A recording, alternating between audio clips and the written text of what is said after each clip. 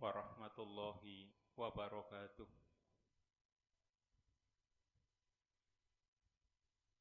Alhamdulillah, alhamdulillahi hamdan katsiran tayyiban mubarakan fi kama yuhibbu rabbuna wa yardah.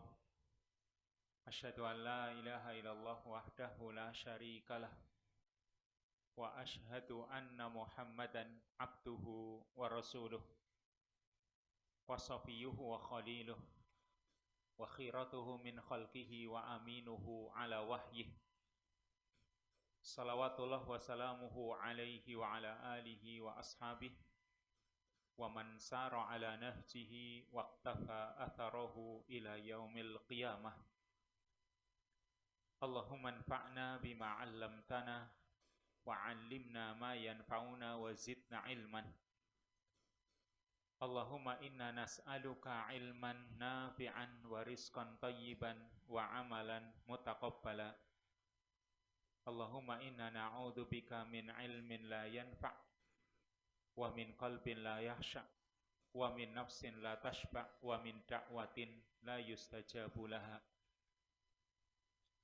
Ikhwani wa akhwati fiddin, ahsanallahu jami'an. Hadirin sekalian, ikhwan dan akhwat, saudara-saudaraku yang dimuliakan oleh Allah, alhamdulillah.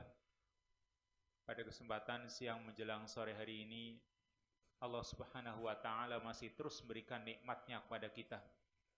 Semoga nikmat-nikmat yang Allah berikan kepada kita semakin mendekatkan diri kita kepadanya, semakin menambah ketakwaan kita kepadanya. Ikhwani fillah, a'azanallahu jami'an. Hadirin sekalian yang dimuliakan oleh Allah, pada kesempatan yang baik ini kita akan mengkaji salah satu dari surat-surat yang ada di Juz Amma, yaitu surat Al-Qari'ah, yang artinya hari kiamat. Surat yang seharusnya kalau kita membacanya atau mendengarnya, itu kita langsung tersadar, langsung melek. Kenapa? Karena mendengar dan memikirkan hal yang sangat mengerikan dan menakutkan. Tentang hari kiamat kan harusnya membuat kita itu jadi melek, yang tadinya mungkin ngantuk gitu. Tapi yang dibahas tentang kiamat, ini perkara yang sangat menakutkan. Kalau kita itu tidak tergerak hati kita, berarti mungkin ada yang tidak beres pada diri kita. Nih, surat yang akan kita kaji yaitu surat Al-Qari'ah, yang dinamakan surat Al-Qari'ah, yang artinya hari kiamat, karena di awal surat itu ada kalimat Al-Qari'ah, Mal-Qari'ah, dan seterusnya. Yang tentu surat ini kalau kita sedikit memperhatikan, karena ini berbicara tentang hari kiamat, umumnya kalau surat-surat berbicara tentang masalah akidah, tentang masalah hari kiamat, ini biasanya diturunkan kepada Nabi ketika beliau masih berada di Makkah. Sehingga ini termasuk surat Makkiyah. Ini salah satu di antara ciri-ciri surat Makkiyah, yaitu berbicara tentang masalah akidah atau hari kiamat. Dan tentang tema pembahasan surat ini ada dua hal pokok. Yaitu pertama, surat ini menyebutkan atau menjelaskan tentang keadaan yang sangat menakutkan dari keadaan di hari kiamat. Keadaan yang sangat berat, yang sangat mengerikan. Ini yang pertama. Dan perkara yang kedua yaitu tentang janji Allah bagi orang-orang yang amal kebaikannya atau timbangan amal kebaikannya itu lebih berat. Allah akan berikan janji berupa kehidupan yang diridhoi. Dan juga sekaligus sebagai ancaman bagi orang yang timbangan amal kebaikannya itu ringan. Allah berikan ancaman berupa api neraka yang sangat panas. Ini inti pokok pembahasan surat Al-Qari'ah ini. Ada dua hal. Itu tadi pertama menyebutkan tentang keadaan hari kiamat yang sangat menakutkan. Kedua, tentang janji dan ancaman Allah Subhanahu wa taala. Janji bagi orang-orang yang timbangan amal solehnya, timbangan amal kebaikannya lebih berat, dan ancaman bagi orang-orang yang timbangan amal kebaikannya lebih ringan. Baik, kita mulai. Kita baca terlebih dahulu surat Al-Qari'ah ini. Yaitu firman Allah Ta'ala, A'udzubillahi minasyaitonirrajim, Bismillahirrahmanirrahim. Al-Qari'ah, mal-Qari'ah, wa ma adraka mal-Qari'ah. Yauma yakunun nasu kal farashil mabthuth, wa takunul jibalu kal ihnil manfush, fa amma man saqulat mawazinuh fahuwa fi 'ishatir radiyah, wa amma man khaffat mawazinuh fa ummuhu hawiyah, wa ma adraka ma hiyah narun hamiyah. Yang artinya Al-Qari'ah, hari kiamat. Mal-Qari'ah, apa hari kiamat itu? Wa ma adraka mal-Qari'ah, dan tahukah kamu wahai Muhammad apa hari kiamat itu? Yauma yakunun nasu kal farashil mabthuth. Pada hari itu manusia atau keadaan manusia seperti farash, seperti laron-laron, atau bahasa lainnya anai-anai ya. Kalau di kita ya lebih mudah dipahami laron ya. Pada hari itu manusia itu seperti laron-laron yang bertebaran. Wa takunul jibalu kal ihnil manfush, dan gunung-gunung itu seperti bulu yang dihambur-hamburkan. Fa amma man sakulat mawazinuh, adapun orang yang berat timbangannya, fahuwa fi 'ishatir radiyah, maka dia berada di dalam kehidupan yang memuaskan. Wa amma man khaffat mawazinuh, adapun orang yang ringan timbangan kebaikannya, fa ummuhu hawiyah, maka tempat kembalinya adalah hawiyah, yaitu neraka yang sangat dalam. Wa ma adraka ma hiyah, tahukah kamu wahai Muhammad apa itu neraka hawiyah? Narun hamiyah, yaitu api yang sangat panas. Nah, kita akan mencoba satu persatu dari ayat-ayat yang ada dalam surat Al-Qari'ah ini. Allah Ta'ala berfirman, Al-Qari'ah, hari kiamat. Sekarang Qari'ah itu sendiri maknanya apa? Kalimat Qari'ah ini adalah sebenarnya nama untuk hari kiamat. Tapi makna Qari'ah itu arti asalnya li'annaha taqra'ul quluba bi ahwaliha. Qari'ah itu artinya yang mengetuk. Jadi kalau misalnya orang bilang ya, qara'tul bab, aku mengetuk pintu atau memukul pintu ya. Itu asal kata qara'a yaqra'u. Berarti di sini Al-Qari'ah yang mengetuk. Maksudnya hari kiamat itu adalah perkara yang mengetuk hati. Atau bukan cuma mengetuk, sebenarnya menggedor gitu. Supaya hati itu sadar ya. Hari kiamat itu jadinya yang tadinya mungkin tidak mau melihat, dia pasti akan melek. Akan berusaha melihatnya. Ini namanya taqra'ul qulub. Menggedor hati bi ahwaliha, dengan hal-hal yang menakutkan, hal-hal yang mengerikan. Serta membuat kaget, mengejutkan manusia. Dan membuat mereka gelisah dengan berbagai macam kesulitan yang ada. Allah sendiri mengatakan di ayat yang lain, surat An-Naml, ayat yang ke-87. Yauma yunfakhu fis-sur fafazi'a man fis samawati wa man fil ardi illa man Allah wa kullun atauhu dakhirin. Yauma yunfakhu fis-sur, di hari ketika ditiup sangkakala. Siapa malaikat yang meniup sangkakala? Malaikat Israfil. Yang dia itu sudah menempelkan ujung sangkakalanya atau trompetnya di mulutnya. Sudah ditempelkan di mulutnya sejak dahulu. Dan malaikat ini nggak pernah bosan.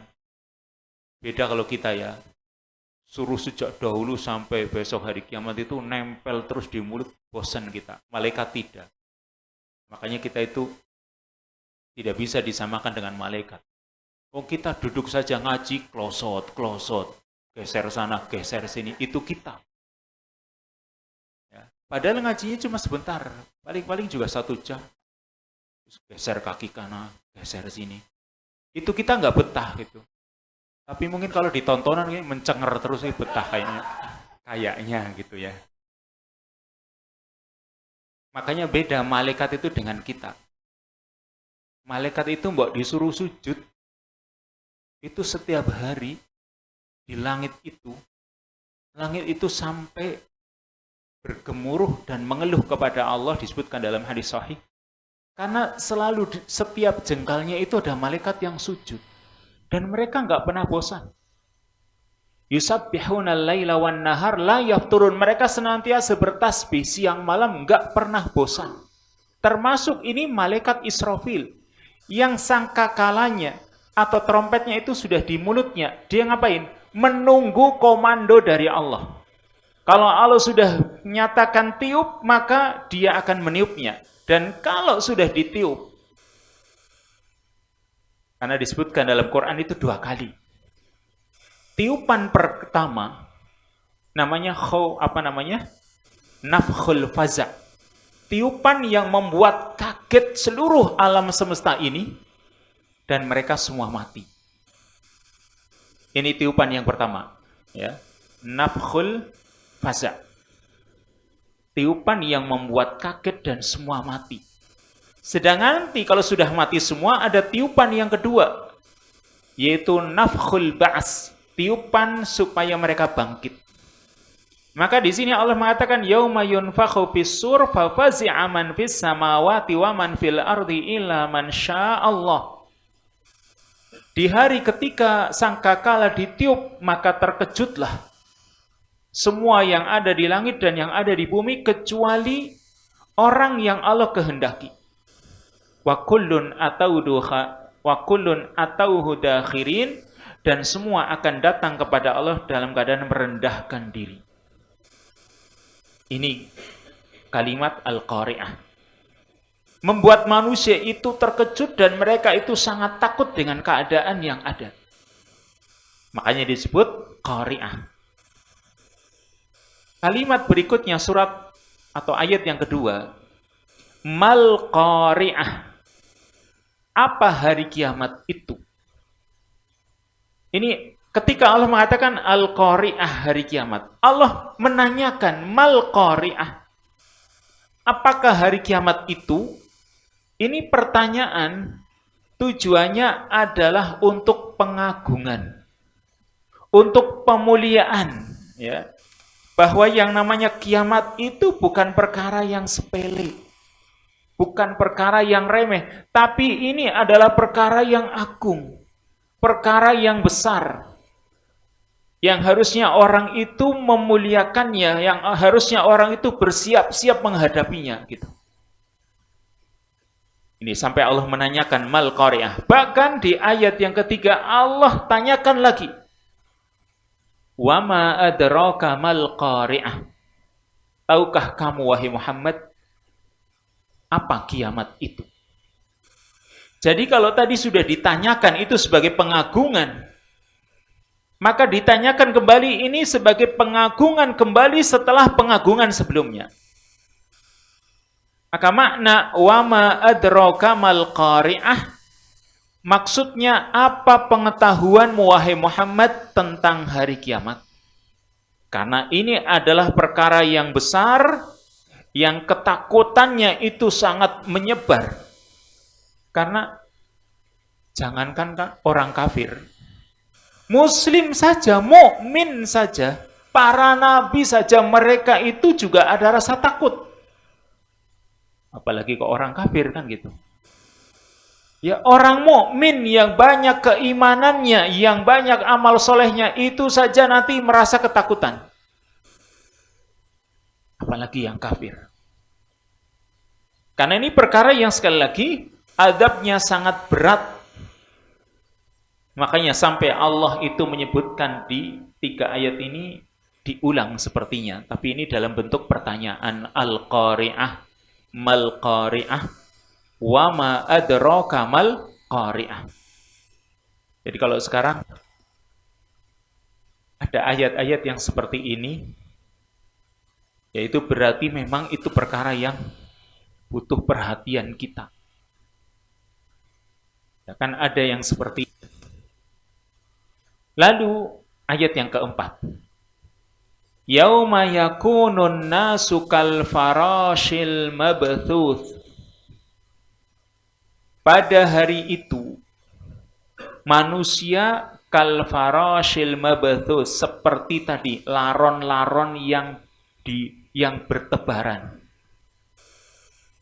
Ya, seperti laron-laron yang bertebaran. Ini penafsiran bagaimana keadaan hari kiamat. Bagaimana kondisi yang terjadi di hari kiamat.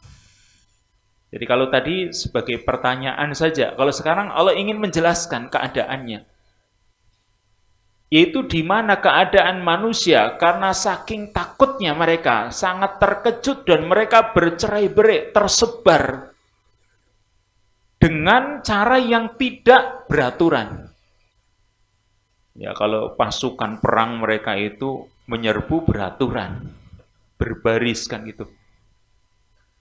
Tetapi manusia ini nanti, itu mereka terombang-ambing, tersebar dengan cara yang tidak beraturan. Makanya digambarkan oleh Allah kal farash, seperti laron. Laron itu hewan yang kecil yang terbang kan. Terbangnya di mana? Ya. Laron itu pertama terbangnya itu campur aduk. Coba antum lihat laron. Kan beda kalau ya hewan burung ya.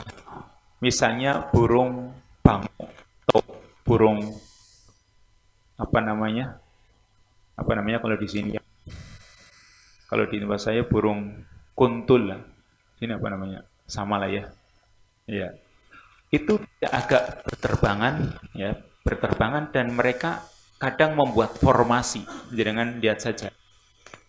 Dia formasinya itu seperti F begini.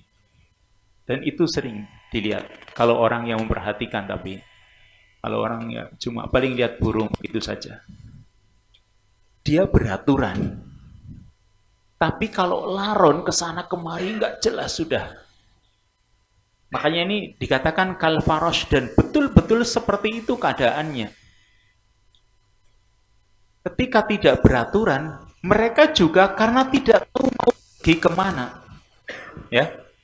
Mereka itu nggak tahu. Ya kalau kinya jelas mau kemana, mungkin punya tujuan ke sana semua kan gitu.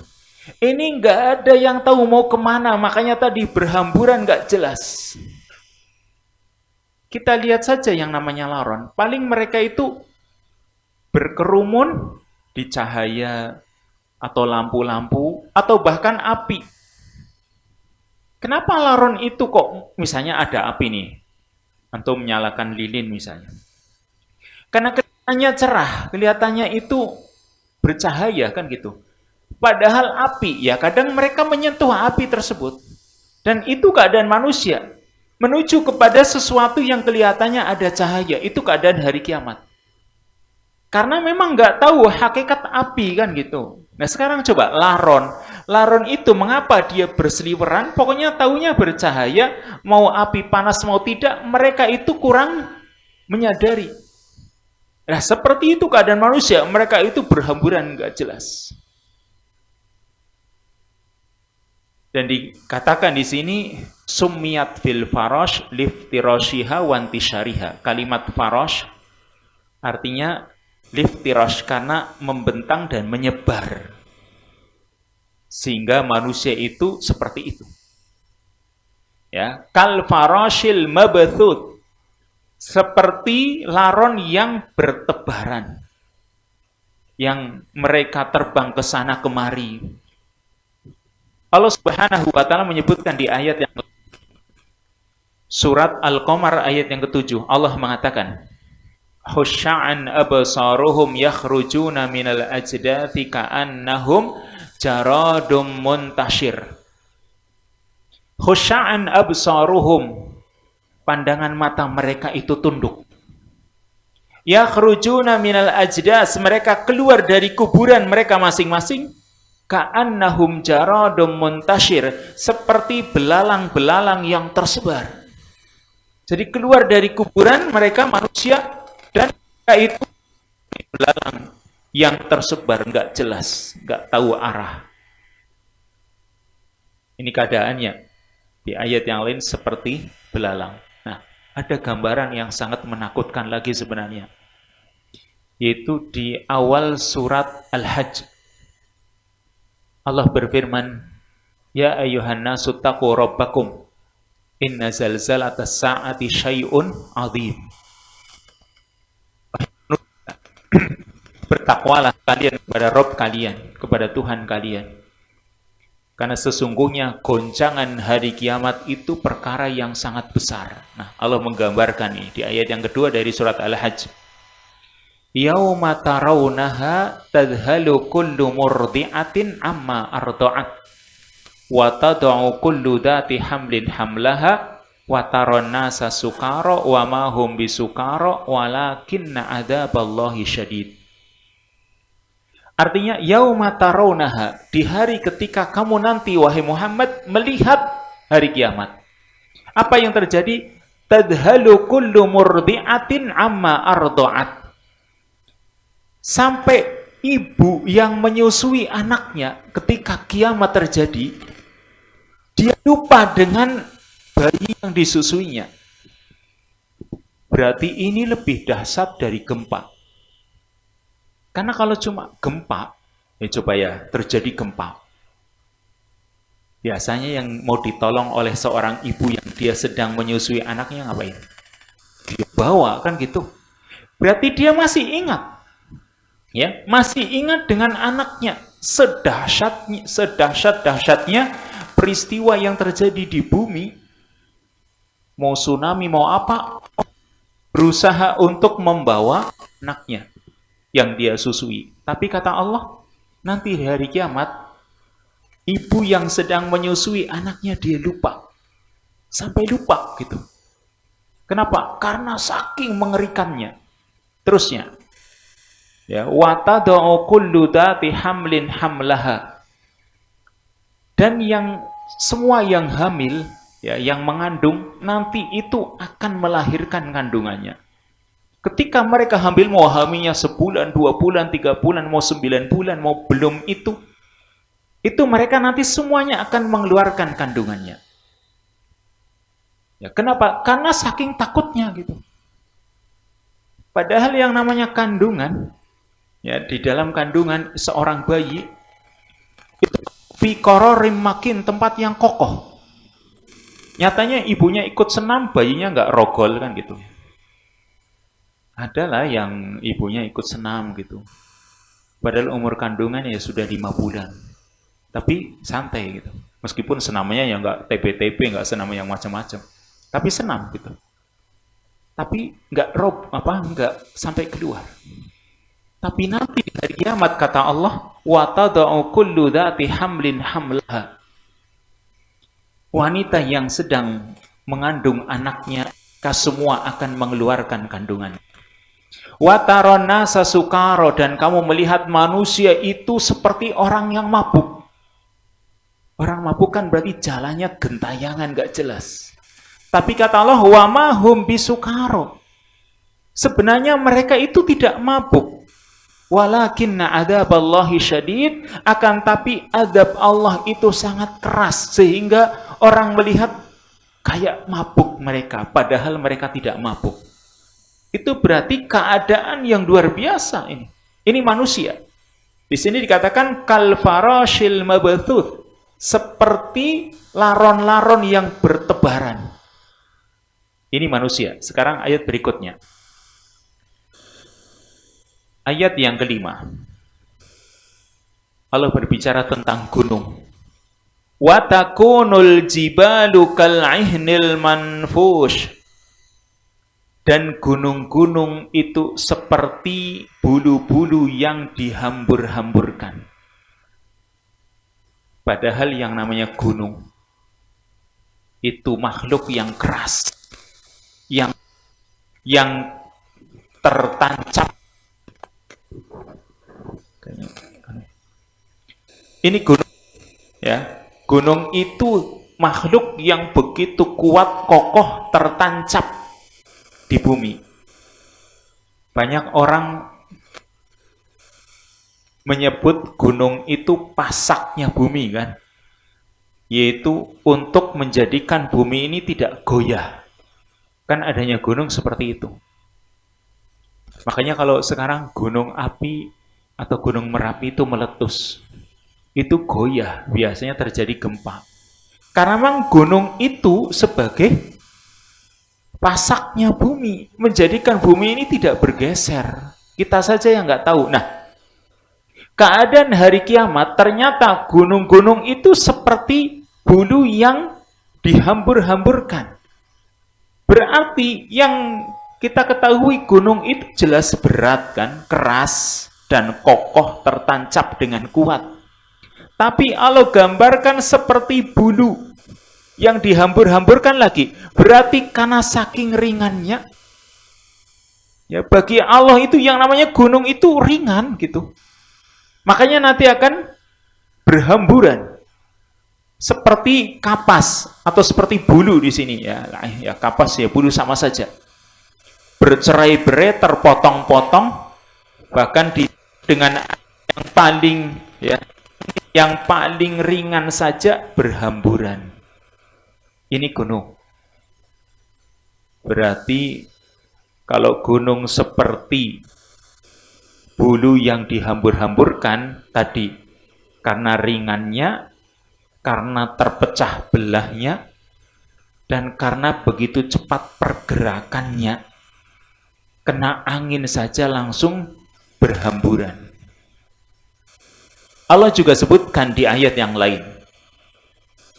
Seperti dalam surat An-Naml tentang gunung. Surat An-Naml ayat 88, Allah berfirman, "Wa tarol jibala tahsabuha jamidatan wa hiya tamurru marras sahab." Kata Allah, "Wa tarol jibala tahsabuha jamidah."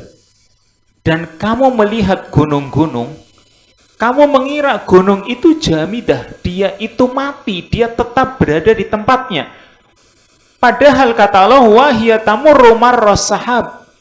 Padahal gunung itu berjalan seperti awan.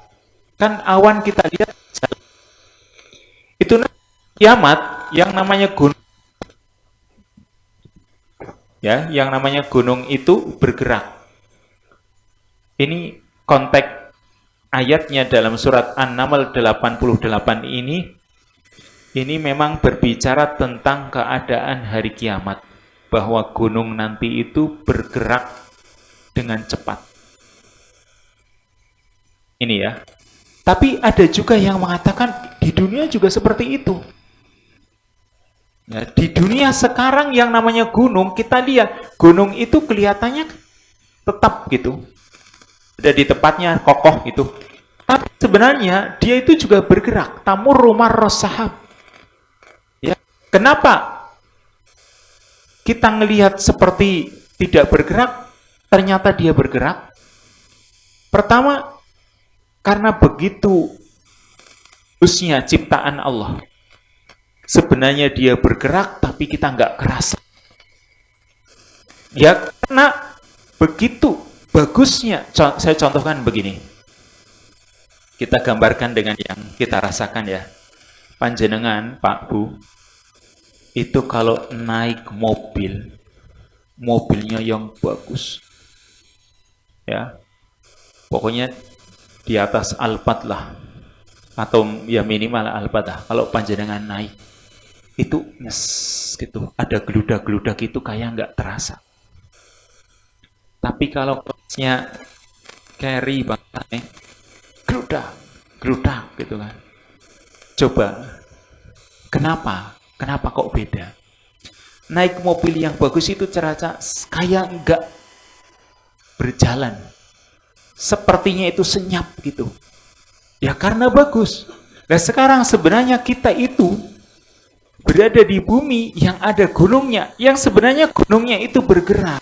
Tapi kita nggak kerasa karena Allah menciptakan dengan penciptaan yang begitu luar biasa. Begitu bagusnya begitu.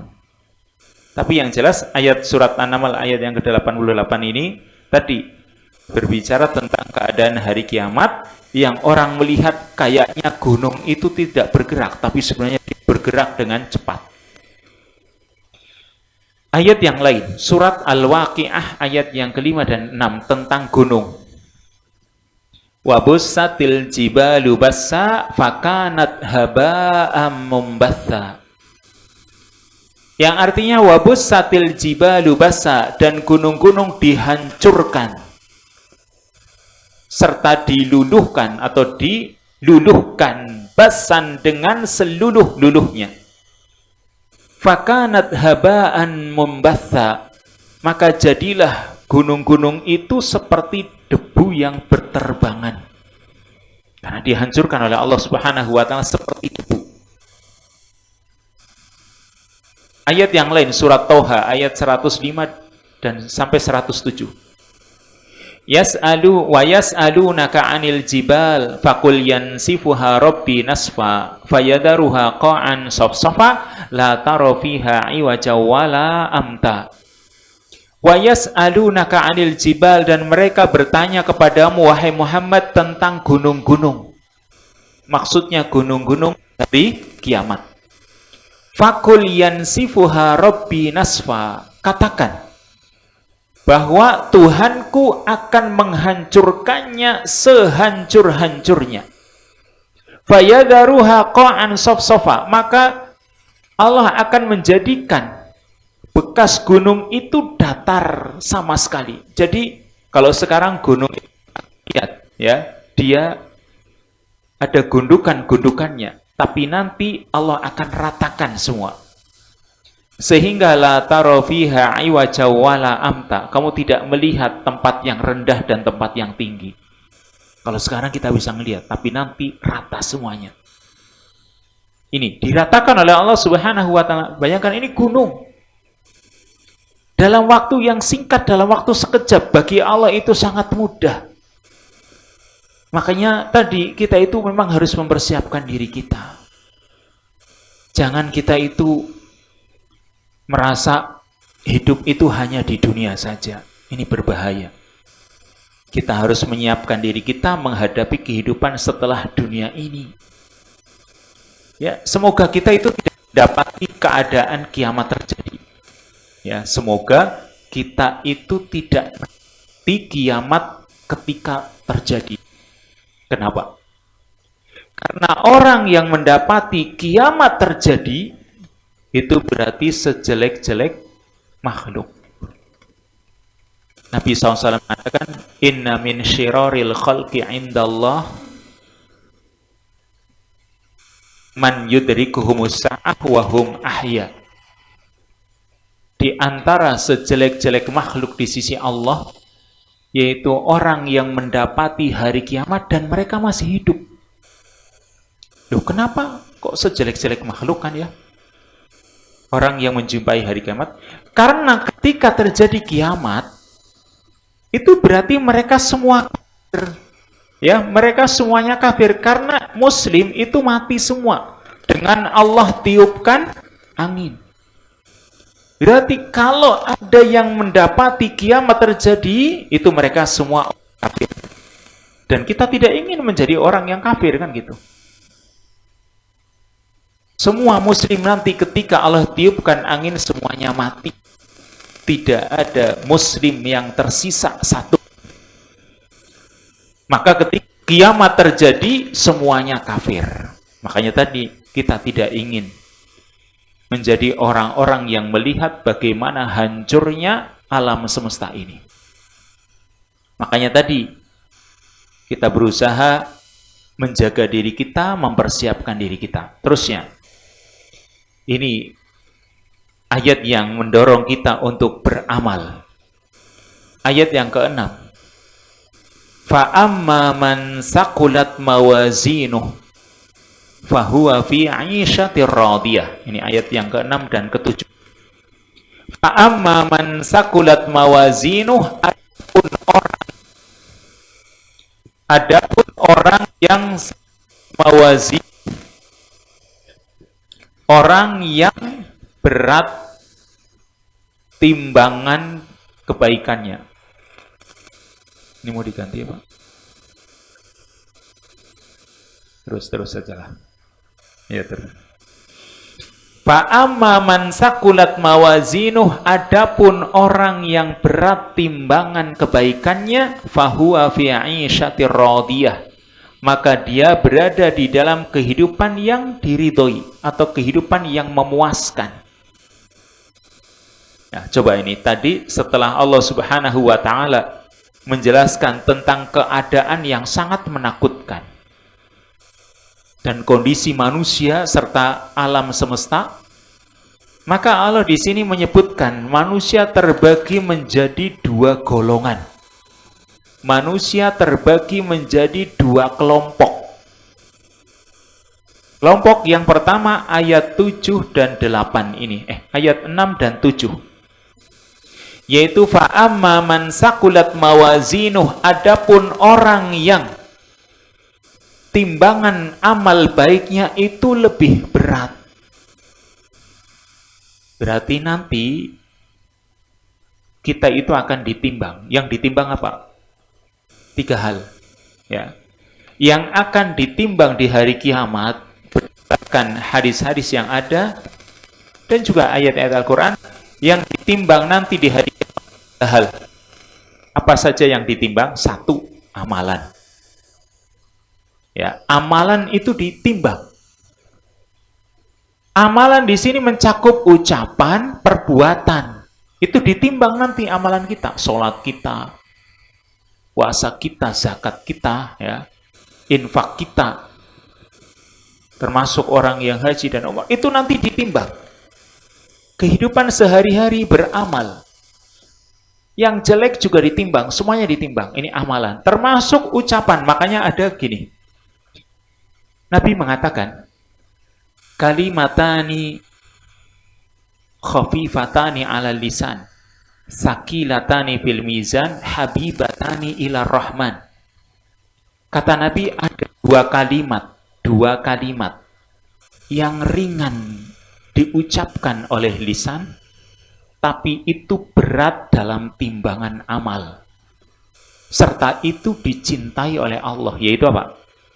Subhanallah wa bihamdi, subhanallahil azim.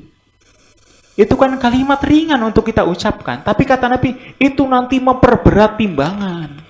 Makanya perbanyak gitu. Termasuk zikir yang lain, itu juga nanti akan memperberat timbangan amal kita. Karena bukan cuma perbuatan dengan tangan, dengan anggota badan kita. Ucapan-ucapan itu juga nanti akan ditimbang. Ini pertama. Yang akan ditimbang dari kita, pertama, al-a'mal, amalan-amalan. Yang kedua, yaitu sohaiful a'mal, lembaran-lembaran amalan. Itu amalan kita catat ya, amalan kita itu tercatat. Lalu kita catatan ini nanti ditimbang, ya. Akan kenapa? Ya, mungkin begini. Kadang orang ketika amalannya ditimbang, ya, apa ya sih amalan saya segitu, mungkin akan protes. Ya. barangkali orang akan protes, masa amalan saya segitu? Apa itu sudah semua atau belum? Kan gitu. Maka supaya manusia tidak protes lagi bahwasanya Allah itu maha adil, kitab catatan amalnya sejak dia itu sudah balik, ya, sejak dia balik sampai meninggal dunia, kan ada semua catatannya. Itu nanti ditimbang. Untuk apa? Ya biar manusia itu tidak merasa didolimi. Biar manusia itu benar-benar mengakui, oh iya, amalan saya betul-betul tercatat dan timbang gitu. Ini yang kedua, sohaif al-a'mal, catatan amalan atau lembaran-lembaran amalan. Makanya kalau antum baca ada hadis namanya hadisul bitokoh. Hadisul bitokoh, orang yang diberi ya kartu. Ternyata kartu itu isinya catatan amal. Dia melihat tanya itu banyak sekali sejauh mata memandang. Tapi ternyata ketika dikasih catatan kartu bertuliskan la ilaha illallah, ditimbang ternyata lebih berat. Padahal ini 99 itu isinya ikan. Ya dikasih satu kartu isinya la ilaha illallah. Ternyata dia lebih berat, padahal satu dibanding 99 kartu catatan. Ya ini bisa kita bisa menilainya berdasar yang bisa kita rasakan. Misal ini, saya punya ATM, tapi saya nggak punya banyak ATM. Saya cuma punya satu. Ya, ini misal, saya cuma misalkan saja. Misal orang lah, bukan saya. Orang punya ATM 10. Ya, punya ATM 10. Ukuran kartu ATM kan sama semua kan? Ya. Tebalannya, panjang, lebarnya sama. Ini 9 kartu dibanding 1 kartu. Yang 1 kartu ini isinya 1 miliar, yang 9 ini isinya cuma 100.000. Coba berat mana? Ya, berat yang ini kan gitu, meskipun cuma ya seperti itu nanti. Catatan pada cuma tertulis la ilaha illallah itu lebih berat nanti. Ini yang kedua, yang ditimbang adalah lembaran catatan amalan. Yang ketiga, orangnya sekali, ya, al-amil, orang yang beramal atau pelakunya juga nanti akan ditimbang.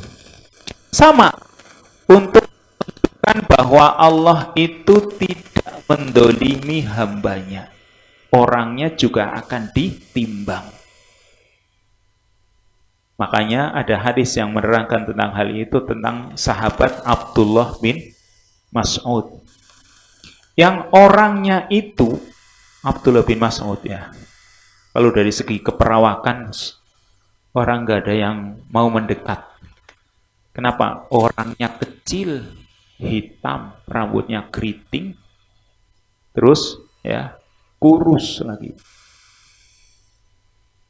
Lalu ketika dia suatu saat memakai kain izar, kain bawah, ya, terus ketika di pohon kurma terkena angin, betisnya nampak, kecil betisnya. Orang-orang mentertawakan. Ya, orangnya kecil, betisnya kayak giting, kayak gitu kan. Orang-orang mentertawakan, tapi apa kata Nabi ketika orang-orang mentertawakan Ibnu Mas'ud? Kata Nabi, lahuma asqalu fil mizan min Uhud. Kata Nabi, betisnya Ibnu Mas'ud ini ketika nanti ditimbang di hari kiamat, itu lebih berat dari gunung Uhud. Bayangkan, orangnya kecil, tapi amalannya besar.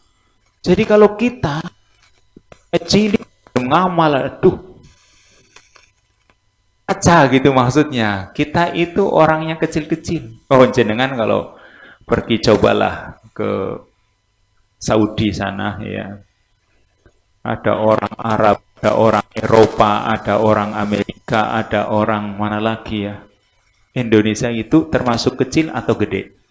Kecil ya, wis ireng maning. Indonesia itu gitu. Antum bisa ngelihat. Oh iya ya, wong Indonesia busik-busik. Iya, dengan mereka kulit putih gitu. Maka kalau kita itu sudah kayak gini. Itu semua takdir dari Allah. Tapi kita harus berbeda dari mereka. Yaitu dengan apa? Amalan kita. Amalan kita itu harus lebih semangat. Abdullah bin Mas'ud tadi, yang orangnya seperti itu, ternyata dia beda dengan yang lain karena amalnya. Karena kita akan ditimbang nanti. Nah ini. Terusnya, fa'amma man saqulat mawazinuh fahuwa fi 'ishatir radiyah. Maka dia berada di dalam kehidupan yang memuaskan. Kehidupan yang mulia, yaitu di sorga. Yang dia ridho, dia senang, rela untuk dirinya. Jadi ketika di sorga orang, mau nggak kamu di sini? Antum baca tentang orang yang terakhir masuk sorga. Terakhir ini dan paling bawah. Ya, ketika dia masuk sorga, merasa, ini paling nikmat ini. Padahal yang paling bawah ini. Dia merasa itu keadaan yang paling nikmat. Apalagi kalau sorga yang ke atas gitu.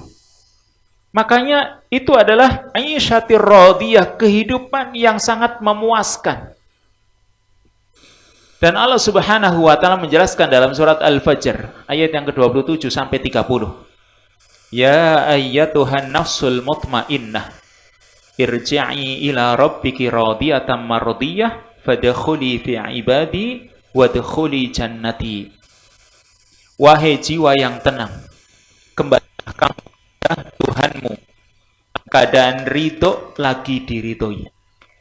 Masuklah kamu ke dalam golongan hamba-hamba, masuklah kamu ke dalam surgaku. Ini orang yang ketika ditimbang amal baik dan buruknya, amal baiknya lebih berat. Orang kelompok yang kedua. Wa amma man khaffat mawazinuh. Adapun orang yang ringan timbangan kebaikannya. Berarti kalau timbangan kebaikannya, berarti timbangan kejelekannya lebih berat. Kalau timbangan kejelekannya lebih berat kan berarti ke bawah ya, kalau timbangan itu ya. Timbangannya ke bawah begitu. Ini dia lebih, berarti timbangan kebaikannya lebih ringan. Maka kalau sudah seperti ini,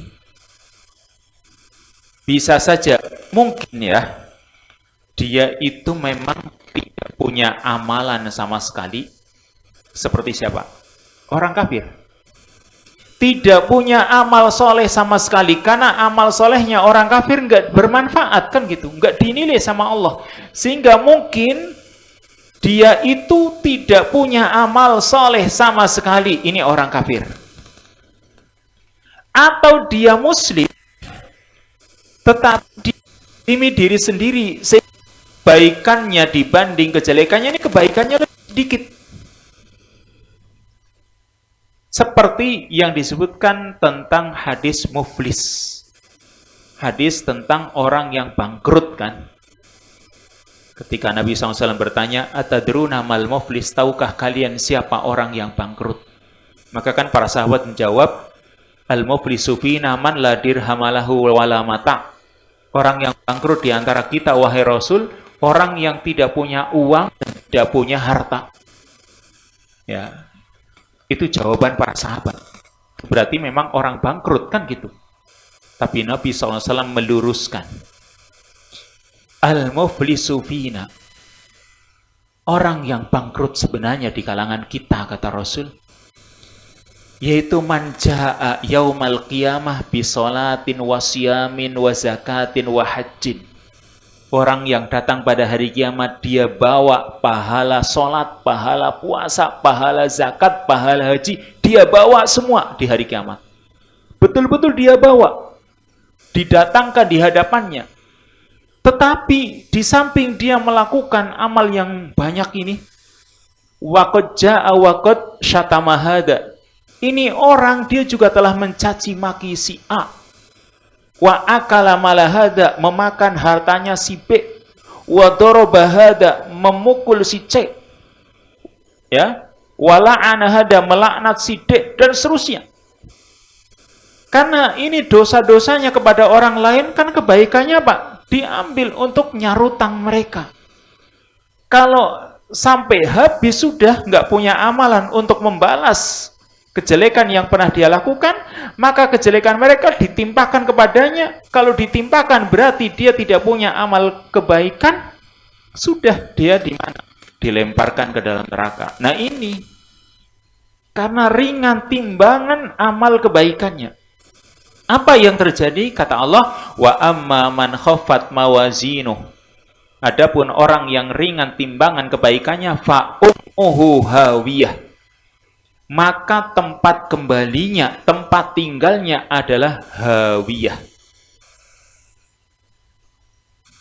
yaitu neraka yang paling bawah atau neraka yang sangat dalam, hawiyah.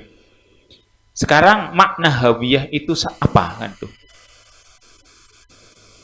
Hawiyah dari kata ahwa yuhwi, yaitu menjatuhkan. Ini makna hawiyah. Ya. Ini nama neraka sebenarnya. Neraka yang dasarnya itu sangat jauh, sangat dalam. Makanya tadi dikatakan hawiyah, neraka yang sangat dalam. Kenapa dikatakan dalam? Karena nanti menjatuhkan orang yang diadab sampai ke dasarnya. Dan ketika menjatuhkannya ini lama, terkena api dan sebagainya, dan lama lagi. Dilemparkan, kalau sampai lama untuk sampai ke dasarnya, ini berarti adabnya berat. Karena neraka kan jauh sekali. Dalam hadis riwayat Imam Muslim dari sahabat Abu Hurairah radhiyallahu anhu. Sahabat Abu Hurairah menuturkan, kunna ma'a Rasulillah SAW id sami'a wajbah. Kami pernah bersama Rasul SAW. Sedang duduk-duduk, tiba-tiba kami, bukan cuma Rasul saja, kami mendengar suara benda yang jatuh. Menggelegar gitu.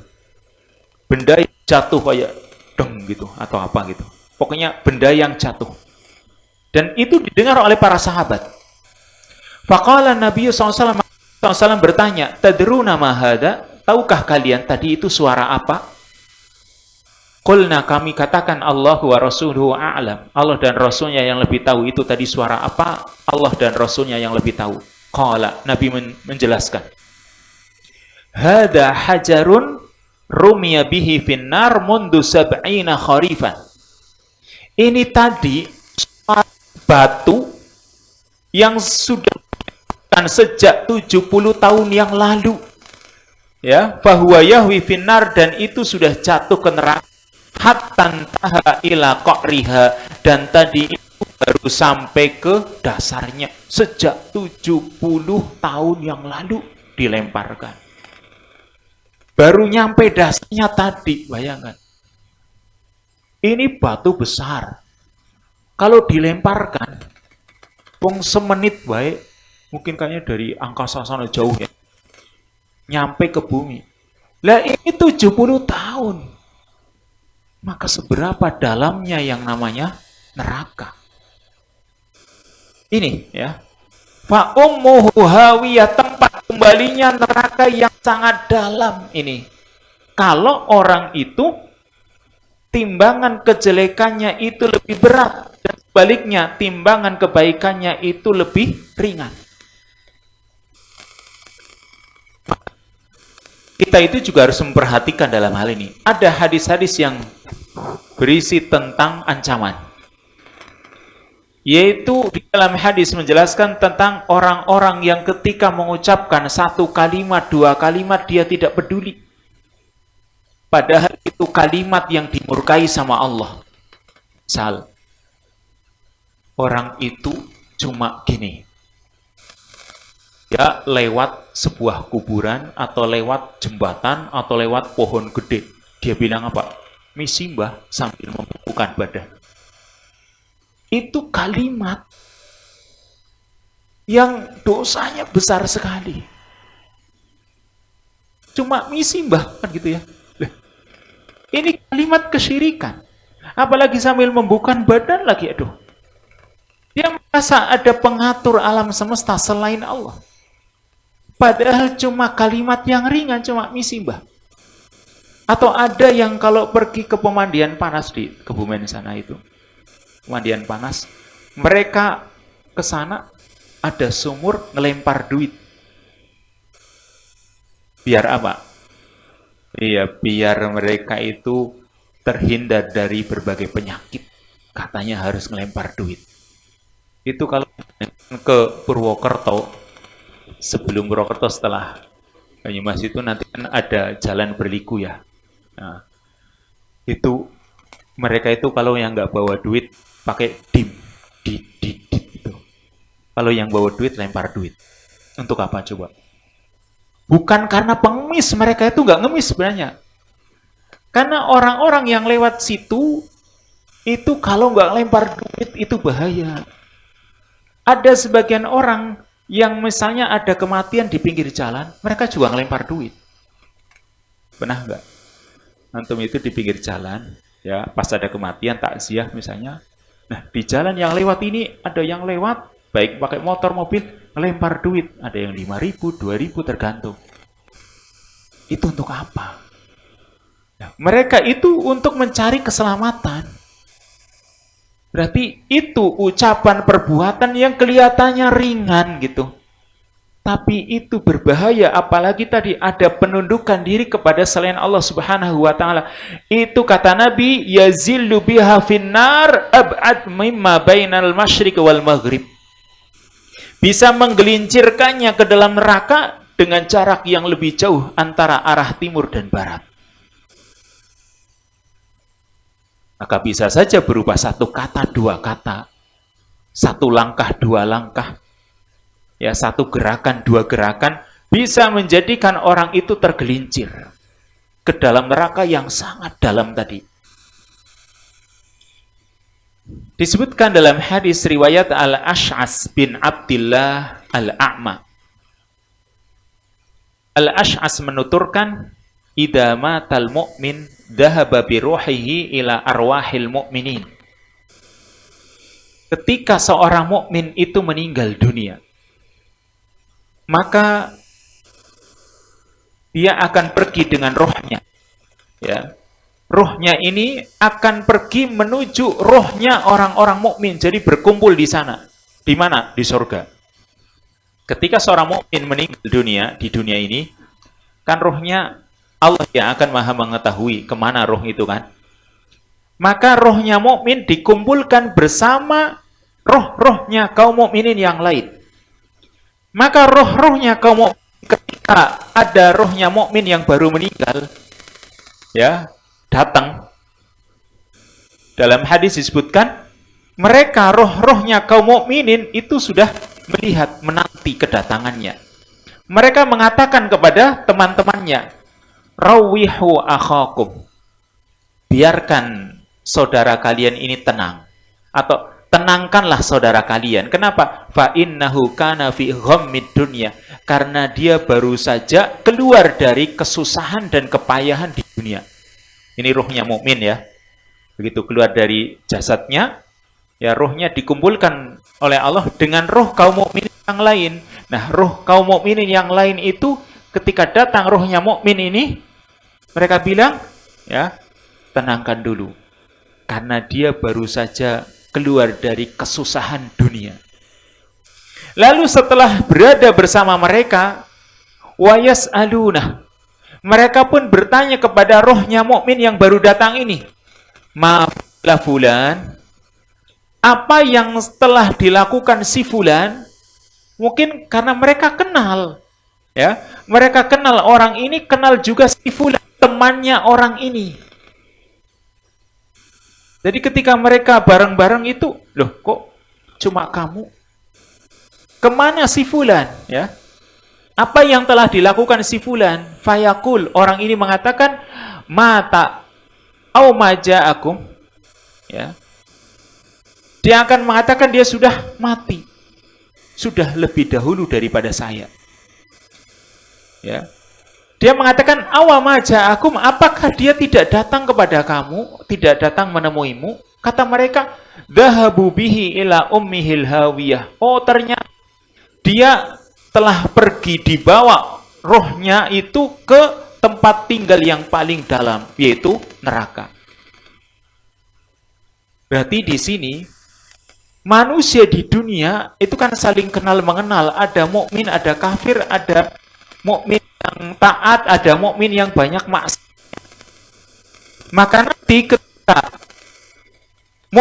ini barangkali amal kebaikannya banyak, dikumpulkan bersama kaum mukminin yang lain. Tapi kalau ternyata dia orang yang banyak dosanya, itu bisa saja dibawa rohnya ke neraka tadi. Makanya mereka saling tanya, nah ini si fulan kemana? Oh, ternyata dibawa ke neraka. Walayyadubillah. Maka kita ya jangan menjadi orang yang kedua ini tadi. Terusnya, ayat sebelum ayat terakhir, ayat yang ke-10 dan ke-11. Allah berfirman, wa ma adraka ma hiya.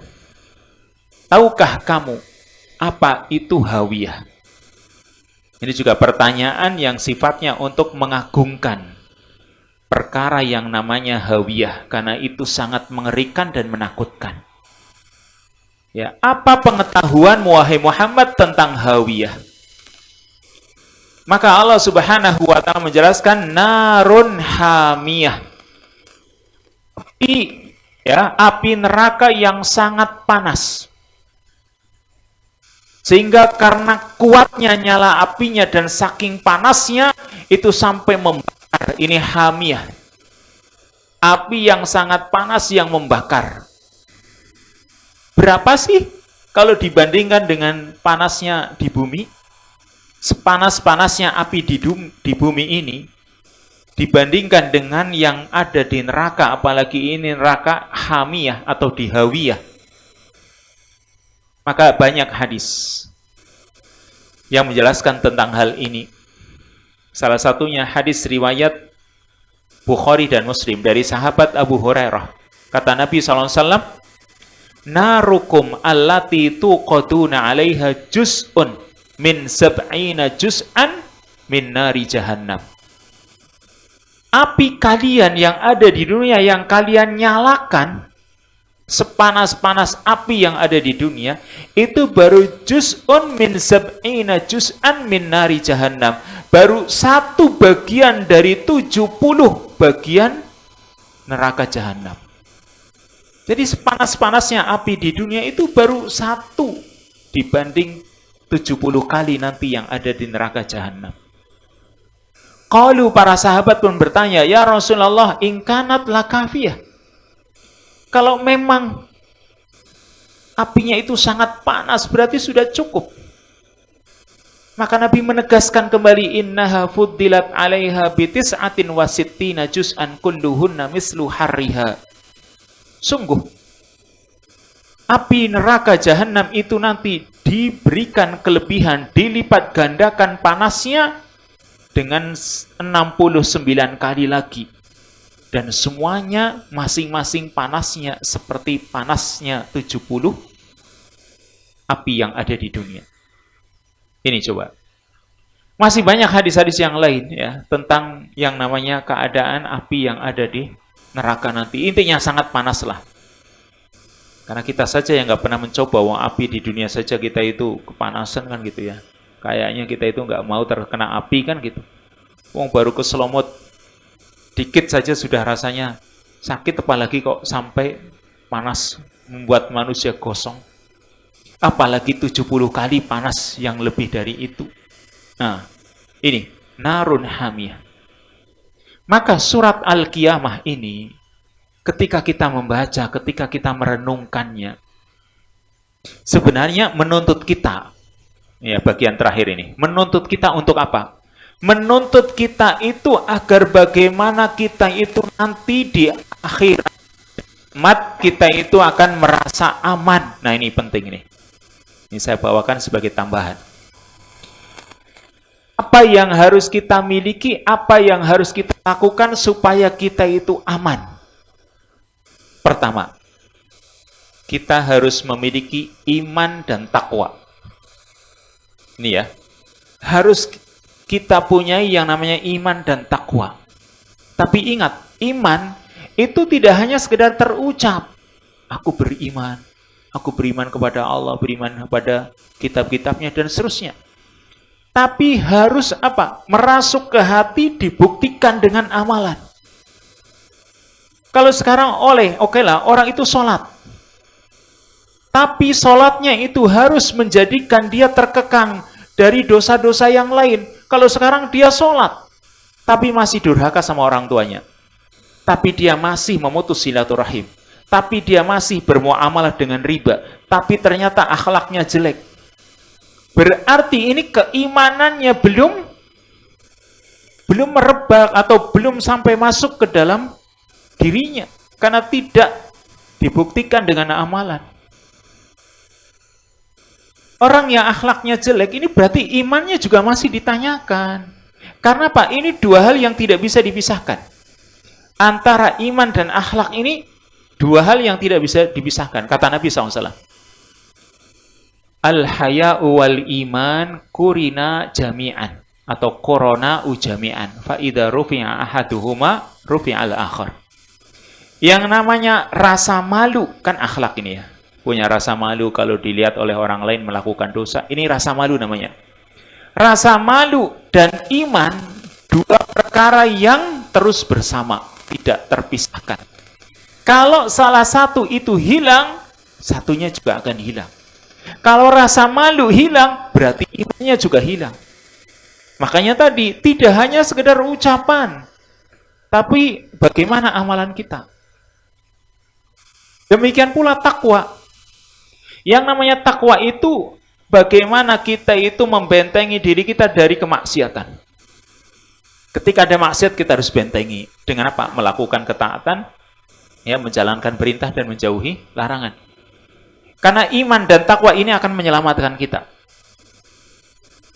Sehingga kita itu akan merasa aman. Allah Subhanahu wa taala berfirman, "Ala inna awliya Allahi la khaufun 'alaihim wa lahum yahzanun alladzina amanu wa kanu yattaqun."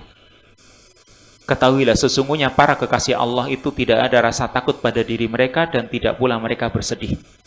Siapa mereka? Alladzina amanu wa kanu yattaqun. Orang yang beriman dan bertakwa. Ini satu. Yang kedua, khasyatullah. Rasa takut kita kepada Allah. Kalau kita itu merasa diawasi dalam kehidupan kita oleh Allah, itu nanti muncul rasa takut. Orang yang punya rasa takut kepada Allah karena selalu diawasi oleh Allah, ketika ada maksiat, dia akan tinggalkan. Dan salah satu dari 7 golongan yang nanti di hari kiamat mendapatkan Allah, berarti dia akan merasa aman karena dapat naungannya Allah. Itu salah satunya warajulun da'athum ra'atun dzatu mansibin wa jamalin faqala inni akhafullah. Seorang yang diajak berzina oleh seorang wanita yang punya kedudukan dan punya kecantikan. Tapi dia katakan, aku takut kepada Allah. Sehingga dia tinggalkan perzinaan tersebut. Kenapa? Karena punya rasa khasyah, takut kepada Allah. Yang ketiga, yaitu kalau mencintai seseorang, maka cintailah karena Allah. Kalau kita mencintai seseorang, jangan karena sebab hartanya. Oh, kanu sugih. Ya, karena dia sugih, maka saya akan mendekat. Bukan karena pangkat jabatannya, bukan karena warna kulitnya, tetapi kita mencintainya, kita menjalin hubungan karena dia muslim, karena dia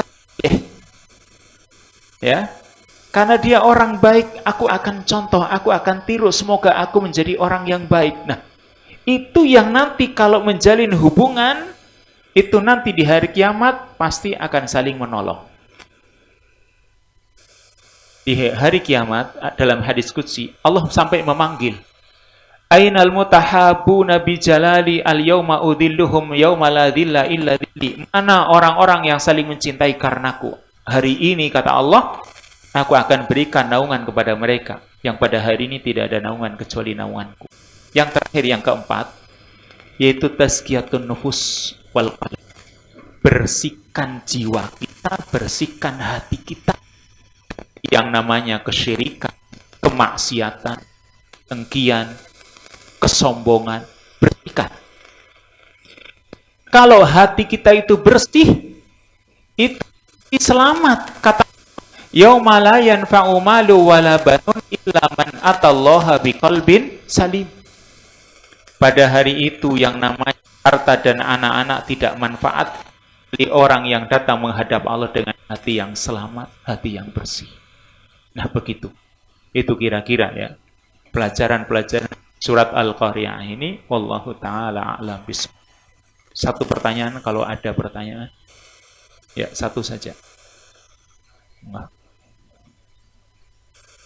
Waalaikumsalam.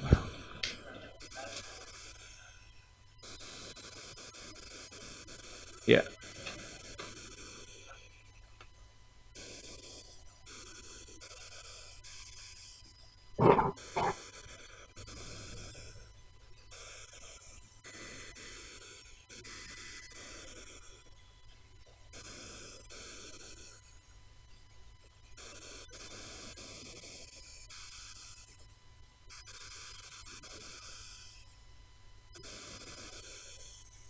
Sampun. Ya. Pertama, kalau kita itu sebelum di majelis, ya, sebelum di majelis itu kita sudah tahu ini majelis yang banyak kemungkarannya, dan kita tidak bisa merubah kemungkaran tersebut, maka lebih baik tidak kita datangi. Kalau kita itu tidak bisa merubahnya, kan gitu. Dan kita sudah tahu itu majelis kemungkaran. Tetapi kalau kita itu mampu, ini kalau mampu. Karena Nabi kan mengatakan, man ra'a minkum mungkaran falyughayyirhu biyadihi. Barang siapa di antara kalian melihat suatu kemungkaran, rubahlah dengan tangan. Kalau nggak bisa, dengan lisan. Kalau nggak bisa, dengan hati. Tapi dikatakan kalau dengan hati, itu orang yang imannya lemah. Nah, maksudnya begini.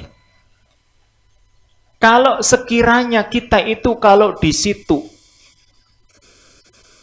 jenengan itu di situ malah dianggap mendukung, orang-orang akan lihat, oh berarti ini si fulan ini mendukung ini.